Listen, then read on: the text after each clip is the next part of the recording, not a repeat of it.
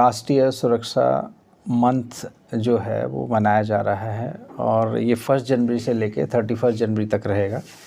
और इसमें आज हमने एक विशेष बैठक किया और उस बैठक में हमने जो भी हमारे द्वारा प्रयास किए जाएंगे ताकि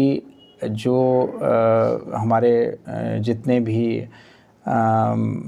पब्लिक जो है वो रोड्स को यूज़ करती है उनमें जितनी भी डेथ होती हैं या इंजरीज़ होती है उनको कम किया जा सके और उनमें हमारी तरफ से प्रयास किस तरह से किए जाएं ताकि वो कम से कम इंजरीज़ और कम से कम जो है वो फैटेलिटीज़ हों रोड एक्सीडेंट्स में। और रोड एक्सीडेंट्स में जो है वो जितने भी एक्सीडेंट से जुड़े मतलब व्यक्ति हैं उन व्यक्तियों को जो है वो समय पे हेल्प मिले, समय पे सुविधा मिले, इस पे एक विशेष चर्चा हुई और उसमें हमने 3 मुद्दों पे मुख्यतः डिस्कशन किया। एक तो हमारा है जो ब्लैक स्पॉट्स हैं उन ब्लैक स्पॉट्स को जो है वो सही किया जाए ताकि कम से कम फैटेलिटी और कम से कम एक्सीडेंट्स हों। दूसरा हमने अवेयरनेस एनजीओ और विभिन्न विभागों के माध्यम से, स्कूल के माध्यम से, पुलिस के माध्यम से अवेयरनेस के विषय पे चर्चा हुई। और तीसरा जो है वो हमने चर्चा की कि जितने भी हमारे स्कूल्स की बसेस हैं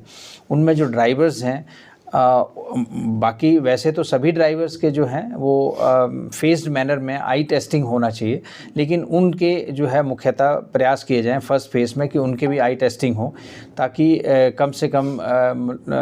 इस तरह का जो है वो घटनाएं हों।